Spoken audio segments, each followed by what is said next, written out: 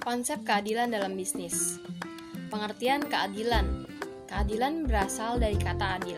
Menurut KBBI, adil adalah tidak sewenang-wenang, tidak memihak, dan tidak berat sebelah. Keadilan adalah kondisi kebenaran ideal secara moral mengenai suatu hal. Menurut Adam Smith, yang disebut keadilan sesungguhnya hanya punya satu arti, yaitu keadilan komutatif, yang menyangkut kesebaran, keseimbangan, dan keharmonisan. Adam Smith menolak keadilan distributif sebagai salah satu jenis keadilan. Alasannya antara lain karena apa yang disebut keadilan selalu menyangkut hak semua orang, tidak boleh dirugikan haknya, atau secara positif setiap orang harus diperlakukan sesuai haknya. Persaingan usaha dalam perkembangan sistem ekonomi Indonesia. Persaingan usaha menjadi salah satu instrumen ekonomi sejak saat reformasi digulirkan. Secara fragmentaris, batasan yuridis terhadap praktik bisnis yang tidak sehat atau curang dapat ditemukan secara tersebar di berbagai hukum positif. Persaingan usaha sendiri dalam kamus manajemen dapat diartikan sebagai suatu kegiatan bertanding atau di antara pengusaha pebisnis yang satu dengan pengusaha dalam memenangkan pangsa pasar dalam upaya melakukan penawaran produk, barang, dan jasa kepada konsumen. Menjamin persaingan yang sehat, melarang persaingan yang tidak jujur. Persaingan tidak sehat adalah persaingan antar pelaku usaha dalam menjalankan kegiatan produksi yang dilakukan dengan tidak jujur. Bab 9. Etika profesi dan konsep dasar keadilan dalam bisnis. Etika berasal dari bahasa Yunani, yaitu ethos, yang artinya karakter atau watak kesusilaan. Etika berkaitan dengan konsep dan keyakinan individu atau kelompok dalam melakukan sesuatu hal, apakah itu benar atau salah, baik ataupun buruk. Tujuan adanya etika dalam kehidupan manusia. 1. Etika sarana untuk melatih kedalaman sikap dan melatih kemandirian serta tanggung jawab kehidupan.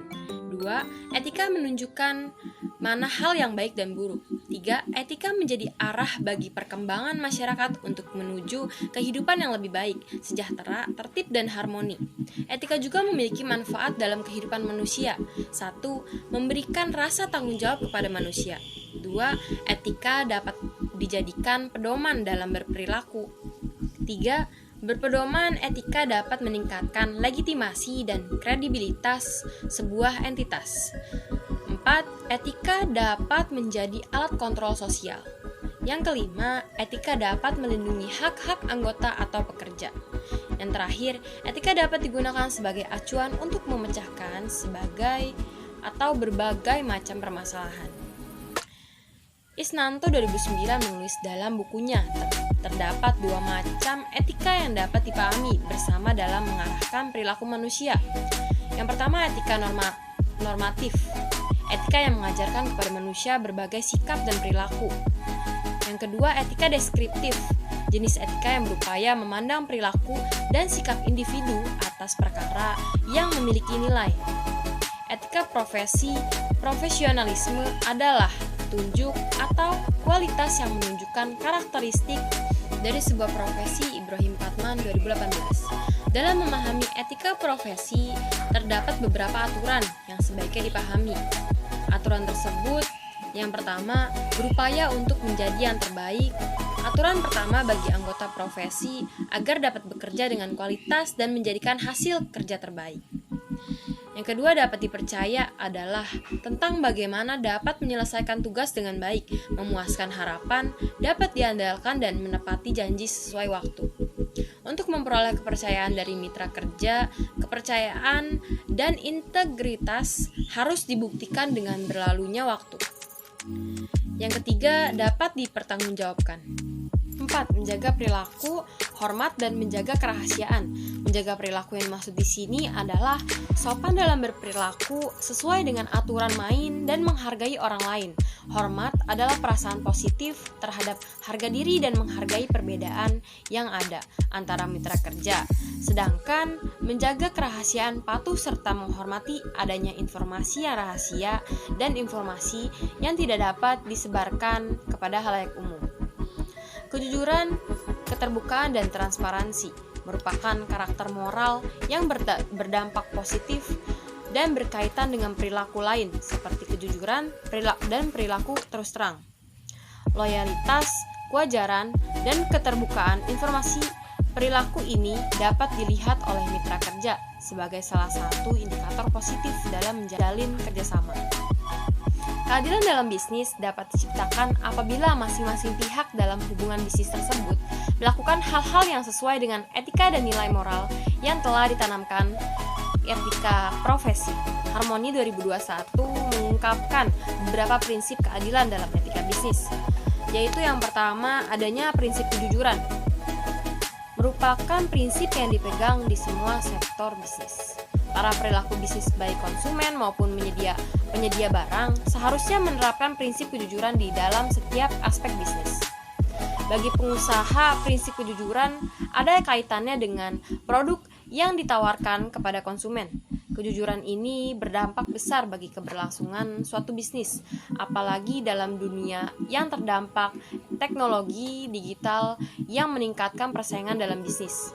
2. Adanya prinsip integritas moral. Integritas berarti prinsip perusahaan yang selalu menjaga kualitas produk, kesejahteraan karyawan, dan pelayanan yang memuaskan. Bab 10. Persaingan usaha dan larangan dalam bisnis. Persaingan bisnis adalah istilah yang sering muncul dalam berbagai literatur yang menuliskan perihal aspek hukum persaingan bisnis. Persaingan berasal dari bahasa Inggris yaitu competition, yang artinya persaingan itu sendiri, atau kegiatan persaingan atau kegiatan bersaing, pertandingan, dan kompetisi. Persaingan adalah ketika organisasi atau perorangan berlomba untuk mencapai tujuan yang diinginkan seperti konsumen, pangsa pasar, peringkat survei, atau sumber daya yang dibutuhkan dalam kamus manajemen. Persaingan bisnis terdiri data persaingan sehat, B. Persaingan gorok leher atau cutthroat competition. Merupakan bentuk persaingan yang tidak sehat, di mana terjadi perebutan pasar antara beberapa pihak yang melakukan usaha yang mengarah pada menghalalkan segala cara untuk menjatuhkan lawan, sehingga salah satu tersingkir dari pasar, dan salah satunya menjual barang di bawah harga yang berlaku di pasar. Tujuan yang mendorong persaingan usaha. Persaingan merupakan kondisi real yang dihadapi setiap orang di masa sekarang. Kompetisi dan persaingan tersebut bila dihadapi secara positif atau negatif bergantung pada sikap dan mental persepsi kita dalam memaknai persaingan tersebut. Persaingan merupakan semacam upaya untuk menduduki posisi yang lebih tinggi di dalam dunia usaha. Oleh karena itu, diperlukan kekuatan atau daya saing sebagaimana disebut oleh Hafinuddin dan Tanjung 2009. Antara lain, A. Daya saing produk yang akan ditawarkan harus kualitasnya bisa bersaing dengan baik. B. Daya saing harga tidak mungkin memenangkan persaingan jika produk yang dimiliki harga sangat mahal. C. Daya saing marketing. Dunia marketing berbicara masalah pasar, maka hal yang terpenting adalah bagaimana menarik konsumen untuk membeli barang-barang yang telah diproduksi. Dampak positif adanya persaingan. Usaha ketika bersikap kompetitif, maka berarti memiliki sikap siap serta berani bersaing dengan orang lain dalam arti yang positif dan optimis. Kompetisi bisa diarahkan pada kesiapan dan kemampuan untuk mencapai kemajuan dan kesejahteraan sebagai umat manusia. Dengan memaknai kompetisi yang seperti itu, kita menganggap kompetitor lain sebagai partner yang memotivasi diri untuk meraih prestasi. Inilah bentuk kompetisi yang dilandasi sifat sehat dan tidak mengarah kepada kerja yang cukup banyak sehingga masyarakat memiliki penghasilan untuk memenuhi kebutuhannya sehari-hari. Konspirasi usaha persengkongkolan merupakan suatu perjanjian yang konsekuensinya adalah perilaku yang saling menyesuaikan. Ditinjau dari segi hukum ataupun agama, kolusi adalah bentuk pelanggaran norma atau etika secara umum. Kolusi mirip dengan korupsi, walau dalam praktiknya terjadi perbedaan. Pengertian kolusi identik dengan persengkongkolan Dalam perwujudannya, kolusi merupakan kerjasama antara pemegang kekuasaan atau jabatan, misalnya di pemerintah, pengadilan, perbankan, atau perusahaan.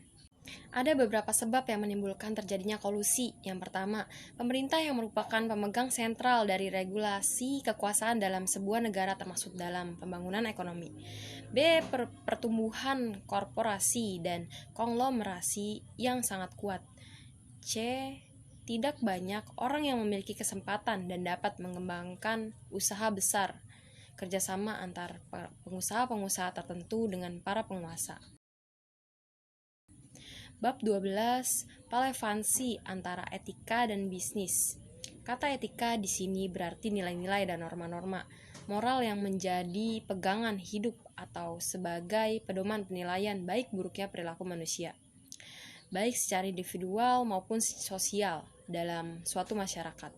Makro merupakan pertumbuhan suatu negara bergantung pada market system yang berperan lebih efektif dan efisien daripada command system dalam mengalokasikan barang dan jasa. Sedangkan perspektif mikro merupakan perilaku etik identik dengan kepercayaan atau trust kepada orang yang mau diajak kerjasama. Etika dalam bisnis merupakan suatu rangkaian prinsip, norma dan aturan yang harus diikuti apabila menjalankan bisnis.